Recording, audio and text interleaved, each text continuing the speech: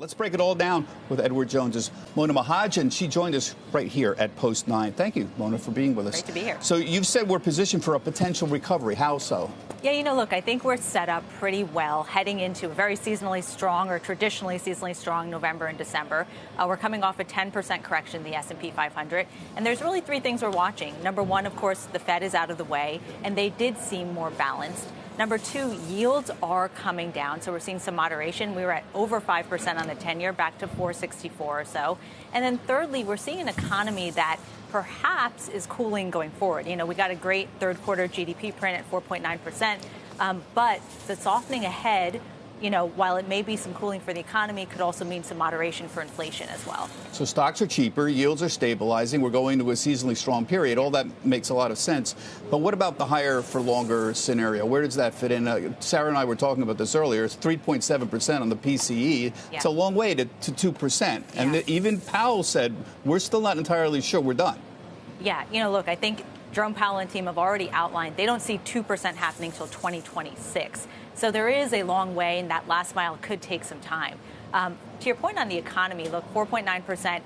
There is some pressure on the consumer, though, over the next 1 to 3 quarters. So not only higher yields for longer, higher mortgage rates, but also bank lending standards are tighter. And by the way, they've worked down a lot of those excess savings. So a consumer that is softening, probably, though, to below potential growth, below trend growth of 1.5% to 2%, but no deeper prolonged recession. So could the market face some volatility through that time? Yes. But as we emerge from that, we think there will be a broadening of market participation, maybe not just the mega cap tech space, but you get some of the cyclical parts of the market, small caps, international, as we recover into 2024. But don't yields have to stay moving south or stable for this whole scenario to work? A week ago, it was like, when are we going to see the top? Yeah, I think traditionally, if you look historically, 10-year yields tend to peak in line with the Fed funds rate, or even 6 weeks or so below the Fed funds rate. So if we think the Fed funds rate is nearing a peak, history tells us that we should be closer to a top in the 10-year yield too.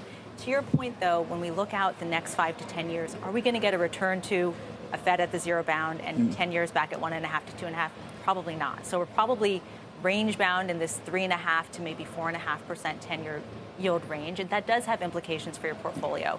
It probably means better balance between growth and value, and it probably means that bonds are a more meaningful part of your portfolio. They're certainly offering better income and this potential now for price appreciation as we kind of head towards that lower level. So my mother loves her one-year CDs at 5%. Should she keep rolling these things over? Yes, please tell Mom, it's great. We realize better yields than any time in recent history, but start thinking about complementing some of that short duration cash-like instruments with the longer term bonds in the bond space and equities on the equity space. Keep in mind, over a 30-year period, any 30-year period in history, cash has been the least performing lagging asset. She loves her one-year CDs. The Fed has said they need below-trend growth, but what does that really translate? And so we're going to get the jobs report tomorrow. I think we have, 170,000 jobs expected. Yeah. What does below-trend mean? How below do we need to go at this point? Yeah, what's going to move the market forward?